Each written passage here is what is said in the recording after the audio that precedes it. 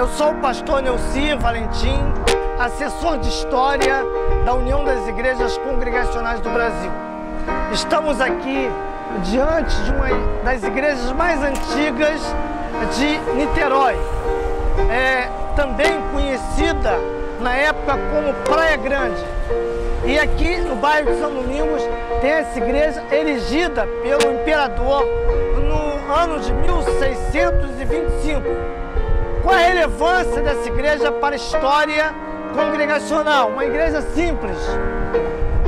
A relevância está no fato de que quando o Dr. Calley, nosso grande nome da história, pastor, reverendo, missionário, médico, ele chega ao lado de cada Bahia, ele atravessa a cidade do Rio de Janeiro e vem para o estado do Rio de Janeiro, ele vai descer ali, naquele local onde hoje é uma boate noturna. Ali era a antiga estação das barcas. E quando o Dr. Calley chega ali, em determinado dia, ele vai ter um problema sério. Cerca de 400 pessoas estão esperando ele e sua esposa, Sarah Calley, para infligirem algum tipo de constrangimento e distúrbio. O volume vai aumentando de tal forma que chega a 1000 e ele vai ter que tomar providências. Antes, gostaria de dizer que ele tinha começado um trabalho a mais ou menos uns 800 metros daqui, na Rua da Conceição, número 93, local que continua com o mesmo nome e número. Mas ali ele começa um trabalho evangélico, na casa de um casal chamado André Cairé, francês, e Rita da Gama, uma portuguesa. E já havia um grupo de pessoas em Niterói ou na Praia Grande com um pequeno trabalho da Igreja Fluminense. Calley veio para fazer com que essas pessoas se congregassem aqui. E a congregação, então, começou a funcionar na Rua da Conceição, como disse, no número 93. Mas, nesse período, houve muita turbulência. Quando Calley descia, o povo queria apedrejá-lo, o povo queria sabotar. E foi uma situação de muito constrangimento. E vamos, então, partir para um outro local da história.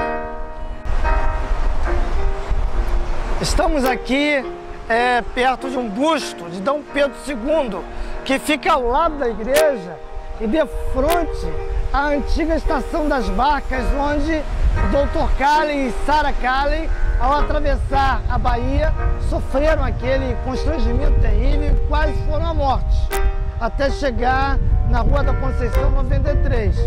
Mas temos aqui do lado da igreja, em frente à estação antiga, a imagem ou busto de D. Pedro II, que era muito amigo de Calley. E Calley conseguia andar pelo Brasil pela ajuda e influência do imperador da época, Dom Pedro, que era amigo e vizinho em Petrópolis. Então, em nome dessa amizade, Calley ousava dar passos grandes, embora a Constituição do Império fosse católica e não permitisse a pregação do Evangelho, não permitisse a pregação em língua portuguesa e não permitisse, inclusive, divulgação em folhetos. Certa vez, essa igreja que vimos aqui e a Catedral São João Batista, hoje a Arquidiocese, proibiu Calley de usar Bíblias, porque diziam que Calley estava mostrando ao povo um livro terrível. E quando eles foram ver, Calley estava divulgando a Bíblia católica mesmo. E através da Bíblia católica, ele estava pregando o Evangelho. E os padres fizeram um movimento grande, mas não houve nenhum retorno das suas autoridades maiores, porque eles não tinham como falar como um homem está distribuindo a Bíblia católica. Ou seja, o Calley tinha uma grande visão missionária. A questão do Calley foi tão grande em Niterói que logo suscitou o debate debate nos jornais, Jornal do Comércio, começou a produzir a literatura do Calley, as explicações do Calley, a Gazeta Mercantil e outros meios de comunicação da época.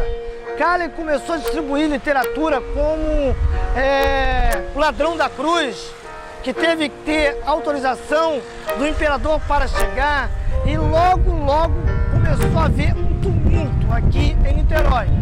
E na antiga Assembleia Provincial, que hoje é a Câmara Municipal dos Vereadores, estavam aqui deputados da época que começaram a questionar Calley, o que ele fazia, por que ele pregava, quem ele era que tipo de padre era esse homem que estava pregando, distribuindo literatura contra a Constituição da época, a Constituição do Império, que era católica, que proibia a pregação do Evangelho em língua brasileira, proibia sepultamento de não católicos, proibia casamentos de não católicos. E nesse nível de discussão e a pregação do Calley cada vez trazendo mais gente, ele foi convidado a dar explicações aqui nessa casa, na antiga Assembleia Provincial. E dentro dessas explicações, o Dr. Calley então diz que ele é súdito do Império Britânico. Não só isso, ele é pregador do Evangelho, ele é médico, ele é uma pessoa que está aqui para pregar boas novas. Então ele manda uma carta e a Assembleia Provincial rejeita a carta dele, porque eles alegaram que faltou o selo. Mas o que ocorre é algo interessante. Vários deputados do estado do Rio de Janeiro acharam que Calley tinha razão e que ele deveria ter a liberdade para pregar o Evangelho.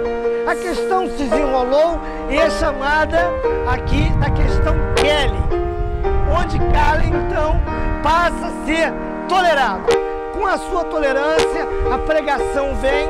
Em 1899, a igreja de Niterói recebe autonomia, porque já se torna uma igreja grande e na Visconde Rio Branco, hoje, no número 309, na época 149, se torna uma igreja que hoje é a primeira igreja evangélica e congregacional de Niterói.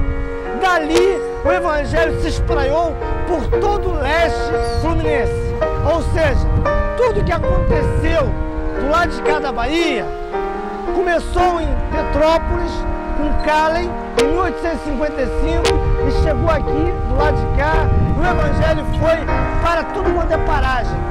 Hoje, nós temos liberdade de culto, nós podemos enterrar nossos mortos, nós podemos fazer sepultamentos dignos, nós podemos pregar o Evangelho com liberdade, nós podemos ter igrejas com fachada de igreja e podemos também fazer casamentos, porque Calley foi um homem obstinado. Então nós agradecemos a Deus por isso. E no dia 26 de março do corrente ano, a nossa denominação, a pioneira em terras brasileiras, a pregar para brasileiros, a fazer a evangelização desta pátria, vai receber uma homenagem especial. É uma homenagem com uma distinção honrosa. Nós estaremos recebendo moções e, sobretudo, a mais alta honra que é dada a um cidadão no Brasil, aqui no estado do Rio de Janeiro. É a medalha Tiradentes.